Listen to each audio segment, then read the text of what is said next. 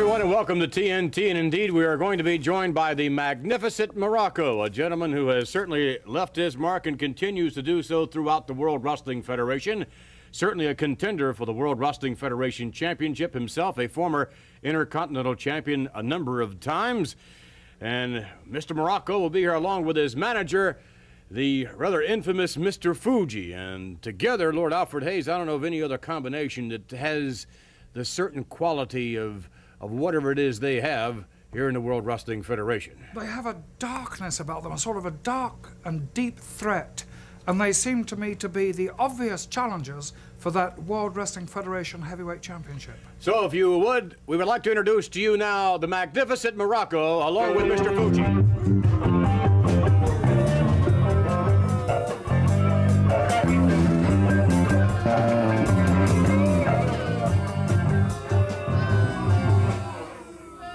How you doing, Mr. Muraco? Good evening. Nice to have you. Nice for you to have me, too. Oh, yes, as a matter of fact, it's quite a pleasure because we've been following your career for some time throughout the World Wrestling Federation. As of late, however, we've been viewing you with these film clips from the beautiful Isle of Hawaii, and certainly the weather in Hawaii this time of the year is a little different than it is here. What can I say? It's the truth. It's a fact. Hawaii is the finest place in the world, where the finest wrestlers in the world come from. I happen to be the finest.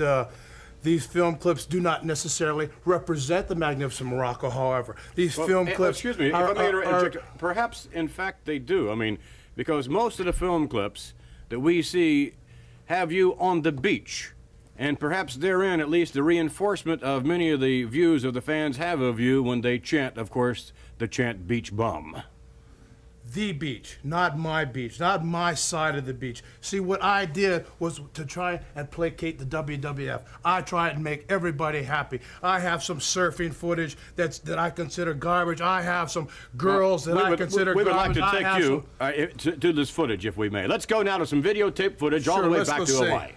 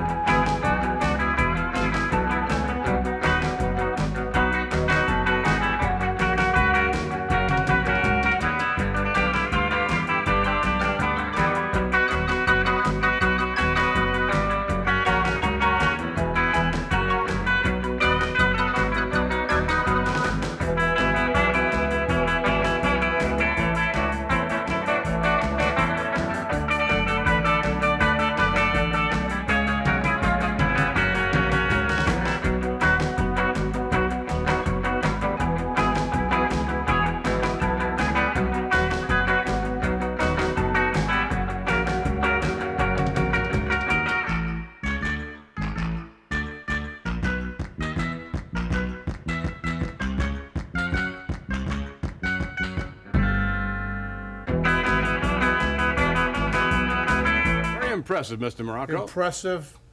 That, to me, is embarrassment. If you'd had taken time, just 24 more hours, you would have seen waves that have made your eyes pop out of your head. You would have seen me doing things that would just completely blow your mind. That's the way I've been rushed through everything. That way I've been rushed through the WWF like somebody's clown. That's why I got this man here. That's why I have this sick soul over here helping me out right now. I'm watching my contract, watching everything else. You know why? Because you're rushing me through everything. Everybody's pushing me. Everybody's rushing me. See, those aren't, that wasn't even surfing. That could have been Waikiki for all you know. That wasn't surfing. That wasn't my kind of surfing. My kind of surfing is when the earth rumbles, the earth shakes. Every day is something different. Every day something changes. And you want me to be proud of that? Well, obviously, Mr. Muraco, if you're not proud of it, then certainly no one would be proud of that, and certainly many would not be proud of your actions outside the ring. What we would like to do, if you don't mind, is we'll take a little break now. We'll come back and we'll take a look at Don Muraco, the magnificent one, in the square circle.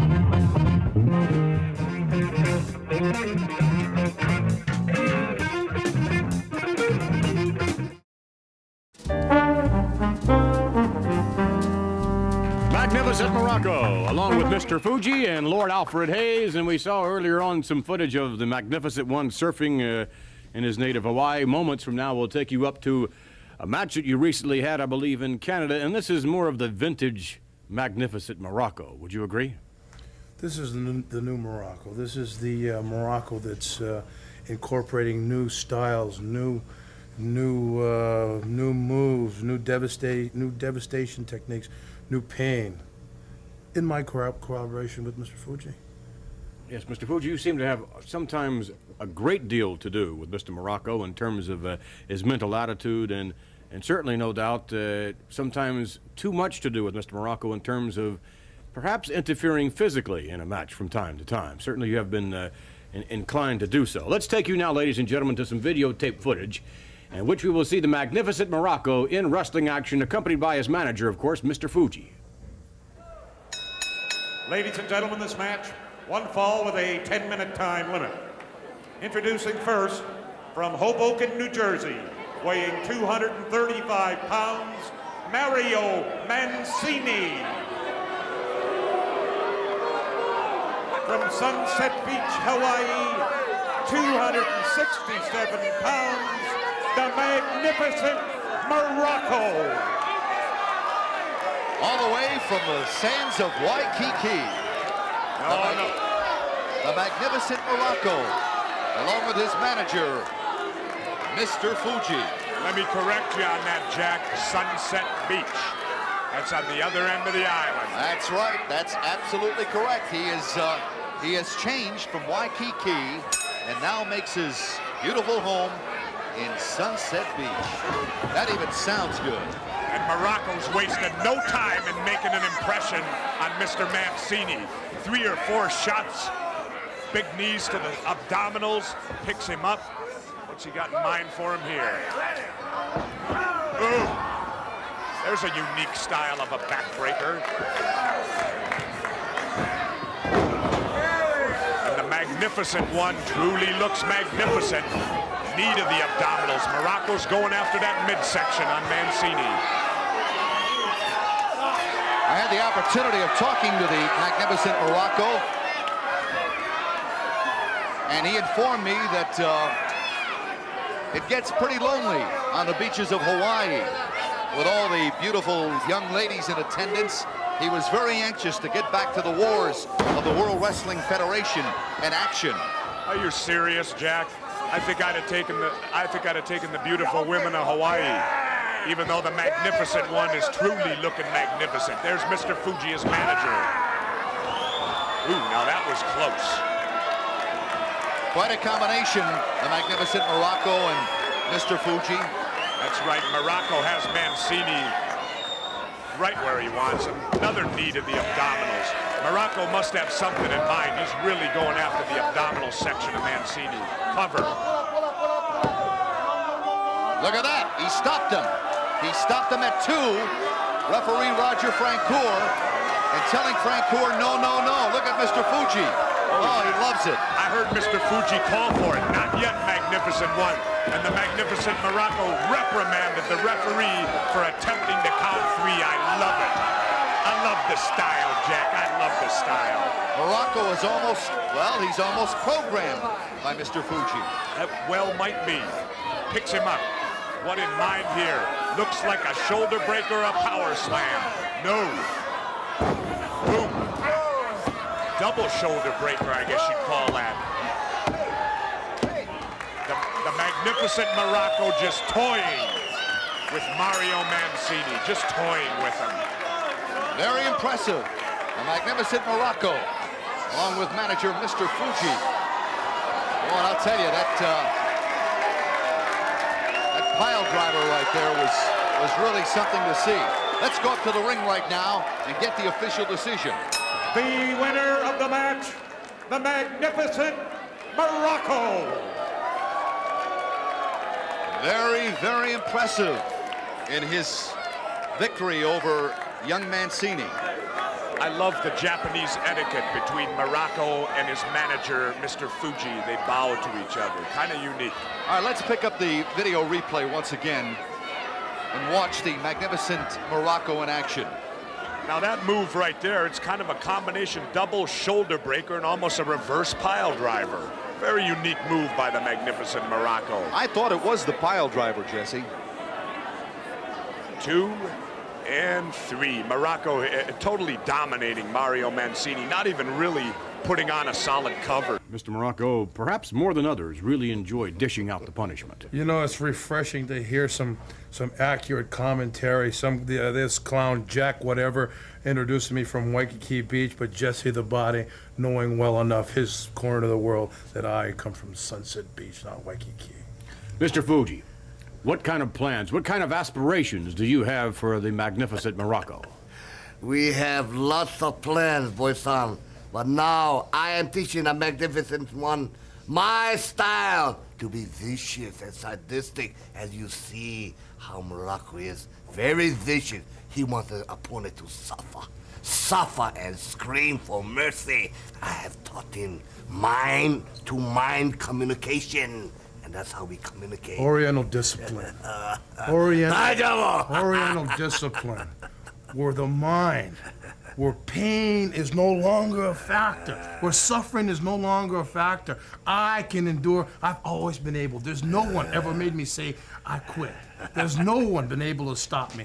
In fact, you don't even have pictures of anybody beating me for any title, do you? There's no one. But now, the pain I endure, the pain I can endure is greater than ever before, and the pain I'm dishing out. Brother, I don't know if anybody's ready for that type of action. The magnificent Muraco, along with Mr. Fuji, and there's no doubt we'll be seeing a great deal of you gentlemen in weeks and indeed the months and perhaps the years to come. We thank you very much for joining us here on TNT. Scheduled up next, ladies and gentlemen, Granny Kim will be here with us, along with, well, of course, from Hillbilly Jim fame. We'll be back with more TNT.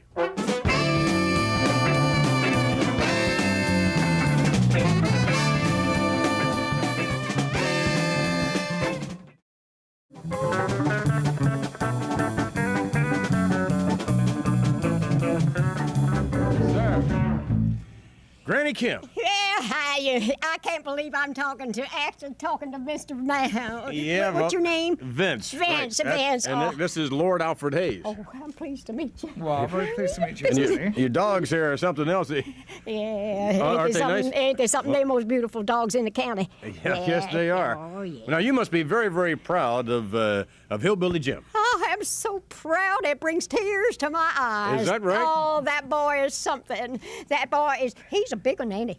Oh, he is a big one. Yeah, he's my little grandbaby. And so enthusiastic. Yes, he's got a good heart, and anything he does, he puts his whole heart into it, you know? He does. Boy, these dogs are so... Alfred, you have a little problem with the... Oh, gosh. Huh? I know these creatures rely upon scent, Oh, but somebody should put some scent on them, I think. Well, that's the kind of perfume they put on. Kind of perfume. Well, these are definitely Kentucky Hound dogs. There's no doubt about that. Tell us a little something about Hillbilly Jim. Well, that boy looks powerful. He is a most powerful man in this whole Kentucky. I imagine he's the most powerful man in the whole world. Powerful as he is, that's how kind and good. He's a teddy bear. He is a teddy bear? Yes, he's a teddy bear. Well, what would happen, I mean, if he were hurt in the ring? And that's bound to happen if he, especially a novice like this, despite how strong he is. He learns real fast. Now, of course, my heart would break if anything happened to him. But I pray for him, and he knows how to take care of himself. He does? really does. He's getting good training. Yes, he's getting training from the best World Wrestling Federation champion, Hulk Hogan. Yeah, I seen him on TV. What's the matter? Don't you love my dog? Oh, they're very nice. Aren't these nice dogs? Yes, they are. Yeah, Right, they're just slobbering all over me. They're Strong nice as dogs. Hillbilly Jim. Is that right? How strong is he? What I tell you, I was coming down the road, got me a flat tire in my pickup, and you know he don't need no jack. He come along, he lifted that truck right up, and I pulled the tar off him, holding it all the time. Strong? That's strong, ain't it? That is strong. Yeah, that's strong. That is strong for sure. Yeah.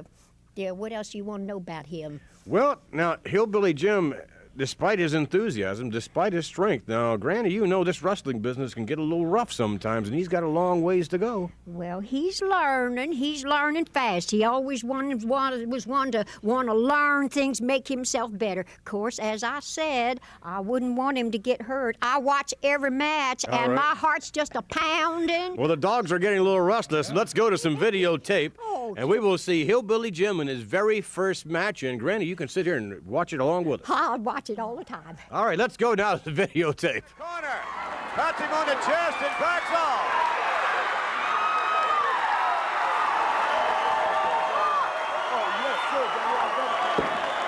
Hulk Hogan keeping a watchful eye on what's happening, and watch out, here we go. Shoulder block by Gibbs. It was like running into a brick wall. He tries it again.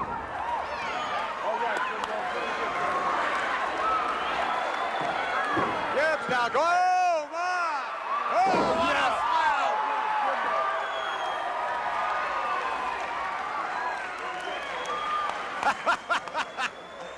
Hillbilly Jim is doing very well for himself. Thus far, is he ever?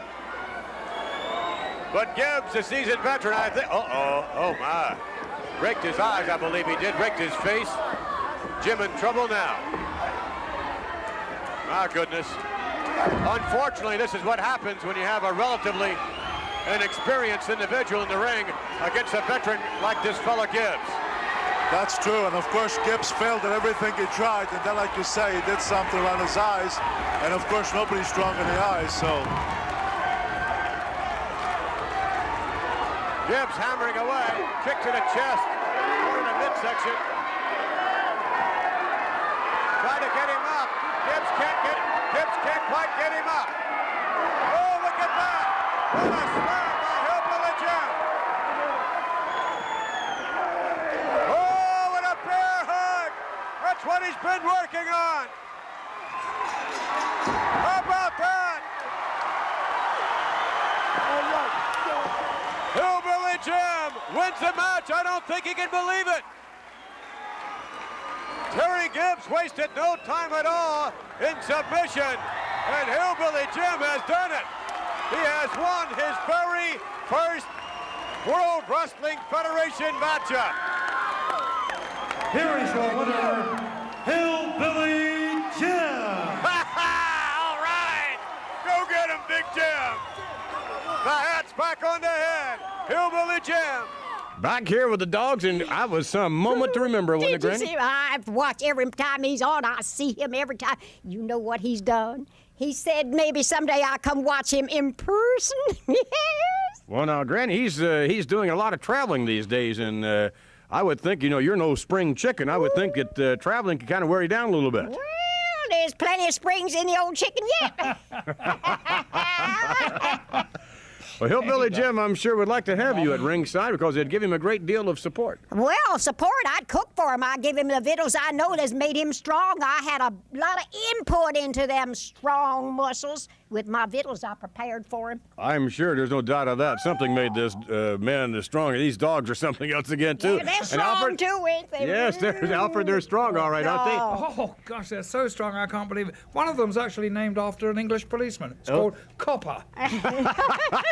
All right, thank you very much, Granny. We really have appreciated you joining us. It's an honor for me to have you down. All right, we'll be back with more TNT. Stay with us.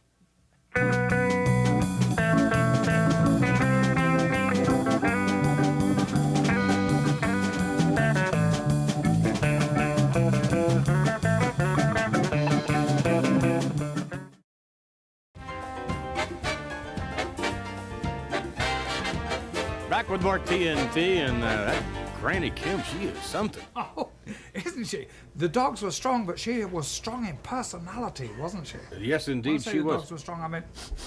Yes, I got that drift.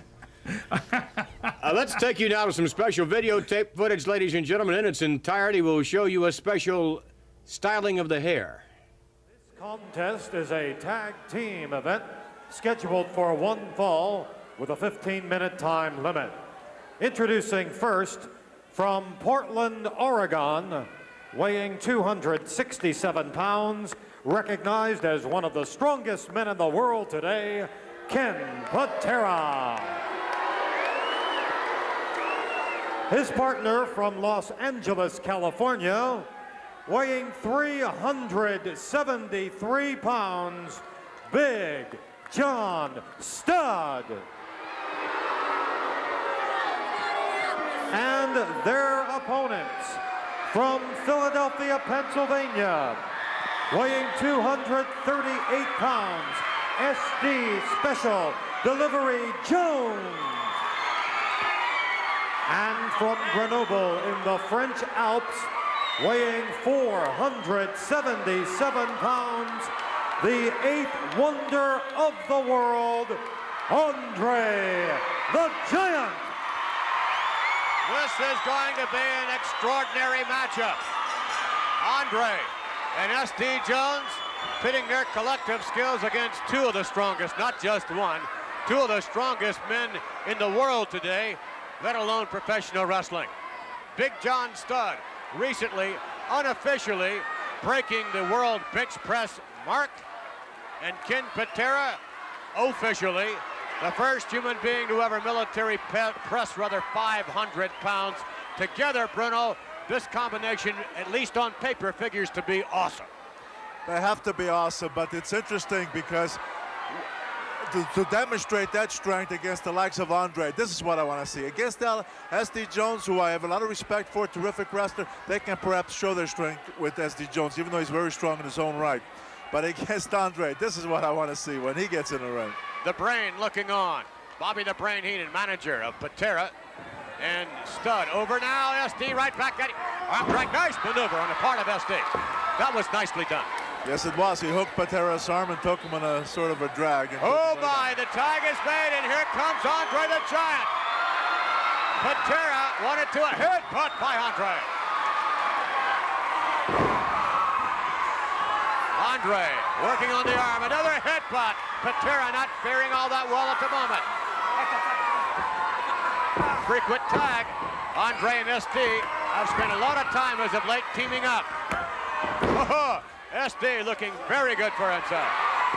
He looks very, very good, but when Andre came in, he really got Patera, and he did a pretty good number on his arm, and now wisely, SD Jones came in and took right over with that, although now he just got caught with slammed right on Patera's knee, and he tagged Studd, who comes in for the first time, and here he is delivering a big blow, and now both of them ganging up on SD Jones, and Studd got a hold of him now, and SD Jones looks like he's hurt.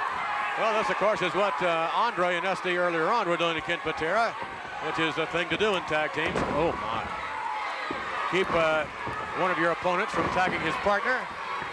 Absolutely. Frequent tag and letting SD get away. That's, Big John steps in. Studd's already tagged out. Oh, look at Andre. Almost caught him in the right hand. But I'm afraid SD is hurt right now. He's taking some hard blows, and he's really stunned. And you see what they're doing. They're going to try to keep him in that ring, perhaps trying to defeat him so he won't get Andre in the ring again. SD now, whip to the ropes, headed off. Oh, ball with a kick to the chest. Patera telegraphed the back body drop. Oh, no. Patera missing. Oh, look at that. SD, just hit his head right in. Oh, my goodness. Ken Patera threw SD Jones out all the way. Patera striking SD so hard he went all the way out, but now Andre backing into Patera. No, Patera wisely moving the knee up. Ken Patera going from the top rope, down across the back of the head of Andre. Patera hammering away on the back of the neck. Full Nelson. Ken Patera, look at this, double team effort. Both men hammering on Andre the Giant. Oh, no. They got him up. An unbelievable slam. A double slam by Patera. And Studd, look at this, one after the other. Hammering away. Unbelievable. Patera now backing up. What's he doing? From the rope down into Andre the Giant. Drops the elbow. Double team, blatant double team effort. The referee finally, I think, has disqualified Patera and Studd, but unfortunately, Andre the Giant is taking a brutal beating from Stud and Ken Patera. Never have ever seen Andre the Giant down like this before. Never. What are they doing now? He is hurt, Vince. Well, they both been in the ring, ganging up on him, both delivering their biggest blows, and Andre's there by himself. Andre is out. Oh no! Oh, this is humiliation. This is sheer humiliation. Cutting his hair. This should not happen to any athlete. Andre is unconscious. He's being held up literally by Patera. And Stud continues to rape. Stud and Patera rape the dignity of Andre the Giant, who has been recognized as one of the greatest athletes of all time. And Heenan keeping SD away, and Stud and Ken Patera continue to rape Andre the Giant's dignity. Look what they're doing to this man. I can't believe it that nothing's happened to stop this. This is ridiculous. They won't stop. Look at this, both of them. Oh my, no. Oh my. A nightmare. A complete nightmare. My goodness. This is one of the most despicable displays of conduct in the history of the World Wrestling Federation. In the history. That was, without a doubt, witnessing the raping of a giant's dignity. There's no doubt about that. And the individual responsible for that will join us shortly, as a matter of fact. The so-called brains behind the brawn, Bobby the Brain Heenan, who is the manager of Ken Patera and Big John Studd. Lord Alfred Hayes, have you ever seen anything quite like that in professional wrestling before? No, and I ask myself, why would they do such a despicable thing, a dastardly act like that? Why would they do that? Bobby the Brain Heenan will be with us to answer that very question when we return with more TNT. We'll be back in just a minute.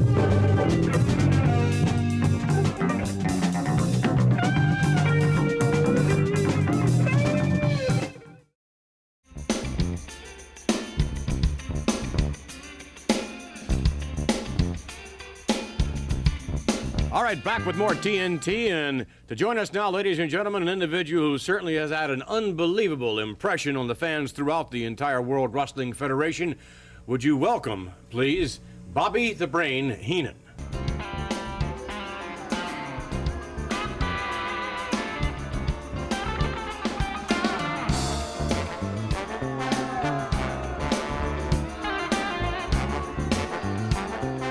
Mr. Heenan, earlier on we had the privilege of reviewing some footage in which you brought a pair of scissors into the ring and gave that pair of scissors, and no doubt with a great deal of instruction to go along with it, to Ken Patera and Big John Studd. They then begin to, no doubt, rape Andre the Giant's dignity as a professional wrestler. Why? Why not? The guy looks like he could use a haircut. He was disgusting looking the way he was. But that's not the real reason. The real reason we did it is wrestling is only big enough to have one giant, and that giant is John Studd. For years, the giant has walked all over people. He stepped on people, smashed people, threw his big carcass around that ring, had no regard for rules or anything. I got an idea one day. I said, we're going to have to set this guy straight. He's going to have to learn his lesson. He wants to get in the ring with Studd. He wants Patera. He wants Bobby Heenan. Fine. He's encouraging the people to call me Weasel too. Fine. We'll show him what it is to stick his nose in my business. And you saw what happened to Andre. Yes, indeed. Made a bad mistake, though. What was that? Well, we should have permanently finished him off in professional wrestling. All right, well, let's take, if we may now, take you back to just last week here on TNT and show you yet... and show you yet a different style of hair cutting. Let's go to the tape. Just a little water, not much, Ken. Just a little water. Just a little water? Yeah, just a little water. Okay, that's enough. That's enough for right now. Okay, now I need some shampoo here. Here, Andre, we'll Poor man! Get that side there. Oh, no! What are you doing? Oh, come on! It's like, hey, anybody got any hot wax? You know something, Vince? We're gonna have him looking great. Now we're gonna clean up the whole. The way he smells. See, we get rid of all these lice now. Oh, that's... He's got all over his clothes. Down the back of the neck. Oh, Okay, what we need. You're gonna need some conditioner, pal. Yeah, perfect. Oh, We'll get you all lathered down here. Oh, look, that's poor man. He'll never volunteer for anything in his life again. This is what's gonna have the sheen. This is gonna give you good sheen. Yeah. Right there, pal. Yeah. We need some more water here, Andre. And that's the way you treat a volunteer. You were looking for a volunteer to come from the audience, in which allegedly you were going to display your skills with hairstyling, and then of course you sicked. You sicked Ken Patera and Big John Studd onto that poor unfortunate volunteer. Well, why do you think I did that? Why do you think Studd, Patera, and I did it? You think we just like to soil our hands in that man's skull? No, the reason we did it is so every wrestler out there that thinks they're gonna push me around, Studd and Patera, can get the message. Don't mess with Studd, Patera, or myself, or you walk away looking like a fool. Simple. This was not a professional wrestler. No, it wasn't. This was a guest here on TNT. Some poor humanoid. I mean, a volunteer. This man... He raised his hand. Didn't they ever tell you never volunteer for nothing? He'll never volunteer again, will he? No, but do you think it's fair that three of you team up on some poor unfortunate individual such as this? I mean, three of you teamed up on Andre the Giant. That's not fair either. No, it's not. But that's life. What are you going to do? That's just the way things are. The Giant's walking around looking ridiculous. That guy right now is the best he ever looked. I did him a favor. You did? Yeah. He no longer has to sit in his cold water flat reading those girly magazines where he pulls out the 4-section part there. He can go out and have a date now. He'll probably be on the Love Connection next week, him and Chuck Lorre. Well, in any event, Andre the Giant certainly is looking forward to the opportunity, Mr. Heenan, to crossing your path and the path of Ken Patera and Big John Studd. And when he does, I would suspect that perhaps some dues could very well be paid. What am I supposed to do? Stand here and shake with the word Andre the Giant? His big feet come walking into a room, fee, fi, fo, fum. I'm supposed to take off and run? That's not the way it happens. Bobby Heenan and the Bobby Heenan family. That's Studd, Patera, and myself, and Orndorff. We're here to stay. Giant's leaving. All right, we'll be back with more TNT. Stay with us.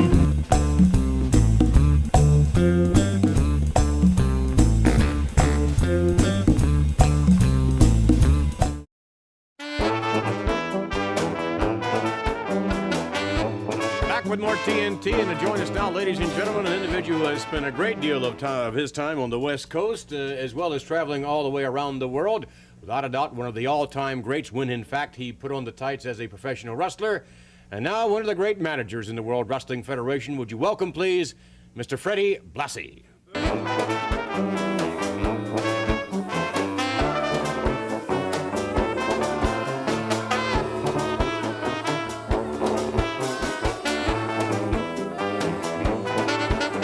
Good, Mr. Blassie, directing the band. I know you always were a band leader, no? That's right. I can tell classy music when I hear it. That's classy music? They're very good. All right, boys, I'm sure they'll greatly appreciate that. Tell us a little something about your West Coast background. From Hollywood, California, you spent a great deal of time on the West Coast, Mr. Blassie? Oh. Former Pacific Coast heavyweight champion, as a matter of fact. One of the many. 5 times. 5 times. That's right. And, you know Jack Lemmon? I'm sure a few of those people out there know Jack Lemmon. Bob Hope. Yeah. Those are fellas I play golf with. I'm not a good golfer myself. I don't claim to be great, but I am pretty good. Now, wait a minute. Don't claim to be great. Mr. Blassie, I think that's the first time we've ever heard you say anything along those lines. Because well, when you shoot 75, it's not too good. Oh, you're referring to golf. That's What right. about professional wrestling? As a manager, how do you rate yourself? Number 1. Number 1. So, therefore, greatness, perhaps, should be bestowed on Freddie Blassie? Well, it is. It has been bestowed upon Freddie Blassie. Just take a look at my jewelry. Yes, it's very impressive. I mean, after all, you can't buy these things here. You don't win them out of Cracker Jack. You take the little thing right there. 16 karat. 16 karat. 16 karat. All right, let's take you to some videotape now, and we will show you why Mr. Blassie is able to wear 16 carats on his pinky. Let's go to the videotape.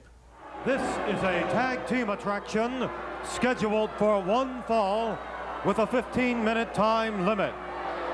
Introducing first in the ring from Hoboken, New Jersey, weighing 235 pounds, Mario Mancini.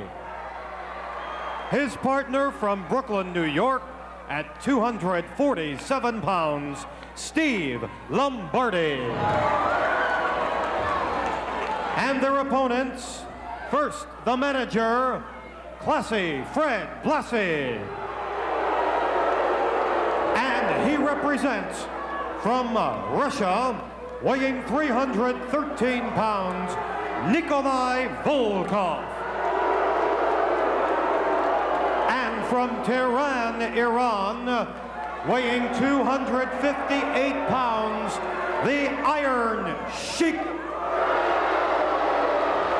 Like him or not, that's one of the toughest. Ladies and gentlemen, Nikolai Volkoff requests that you all please rise and respect his singing of his country's national anthem.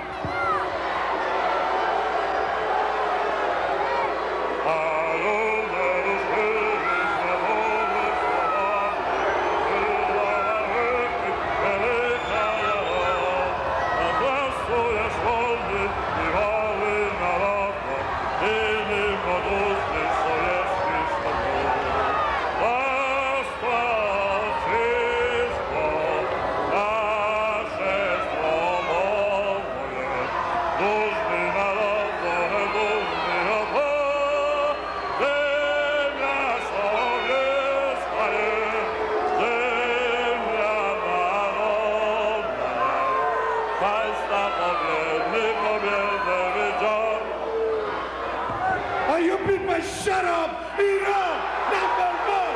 Russia, number one! Bruno, I saw that you are not standing up during that presentation. That's for sure. In fact, there were some people standing before he starts swinging and made sure that they sat down as he starts singing the anthem. Well, the Iron Sheik may have camel breath, but nonetheless, if he does, he'll use it as an advantage in the ring. You can count on that. Well, you know, you can dislike them all you want. I certainly don't care for their tactics, but these two have got to be one of the toughest teams ever assembled in professional wrestling. They're both so big, strong, vicious, tough, and they can wrestle. Lombardi with a nice maneuver, takedown by the Iron Sheik, and typical tactics of the Iron Sheik. Notwithstanding their very impressive record as a tag team, individually. Look at this, 1, 2! Oh my, that was close. Lombardi with a standing side headlock. As we were saying before, individually, both the Iron Sheik and Nikolai Volkoff ranked among the top 10 wrestlers in the world today. These guys can be winners, either single match or tag team match, because they're both extremely talented, extremely vicious, extremely tough wrestlers. The Iron Sheik with somewhat of a double chop now, and oh, there's a suplex. Oh, ah. No one can deliver the suplex quite like the Iron Sheik. I've never seen a professional wrestler who's got so many different kind of suplexes like the Iron Sheik. He must have at least half a dozen or more different versions of the suplex.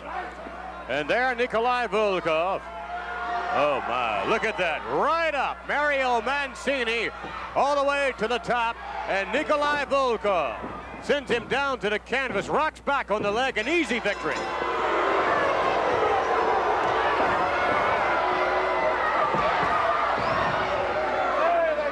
Volkoff and the Iron Sheik, and Mancini whipped to the outside.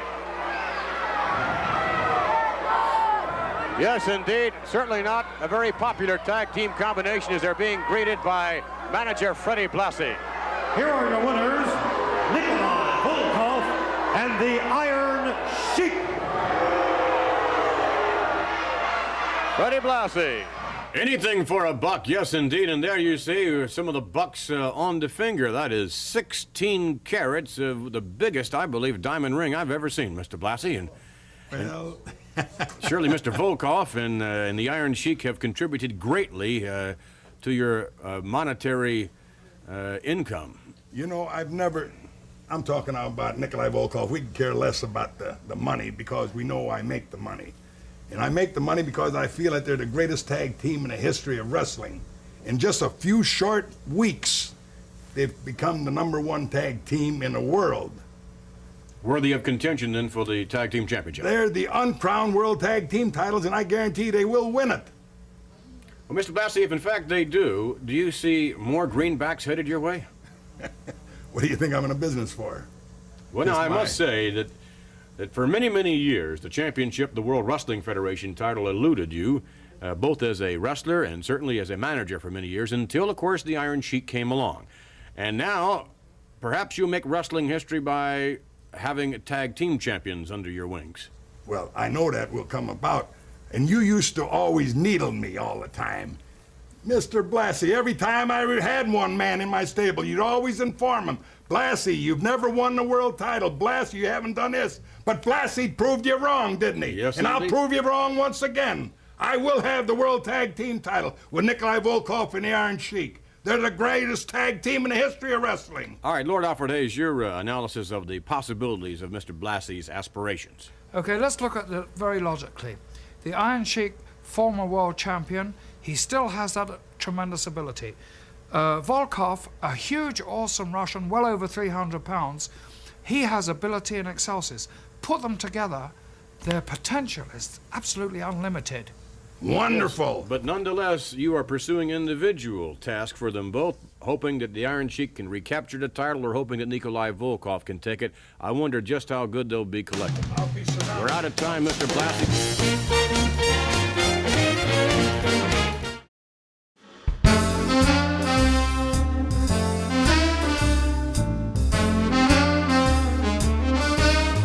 Blassie something, and no doubt Freddie Blassie as of late has really been on a tear, Lord Alfred Hayes, and perhaps in fact his dream will come true, that the Iron Sheik and Nikolai Volkoff will become tag team champions. I think he has his best potential in those two men that he's probably had all his career. He did have that success which was very, very fleeting with the Iron Sheik, but I would imagine if these two actually did get their hands on that tag team title, it would be awfully difficult to get it away from them. Well, speaking of difficult, certainly Hillbilly Jim is going to have his work cut out for him. Although when you hear Granny Kim talking about it, she's so up. I mean, she is really up. She is something else. And how old is she? I would hazard a guess that she's in the neighborhood of her mid-60s, I would think. But she's like her mid-20s, isn't she? She is really spry. I love it. I'd like to taste some of her cooking, actually. Now, that's a surprise, isn't it? Yes, indeed it is. And no doubt a lot of springs left in that chicken, as Yes. she said earlier on. So we'll be following Hillbilly Jim and Granny Kim, and, well, there's no telling who we will have here next week for you on TNT. Lots of surprises and lots of action. We will guarantee that.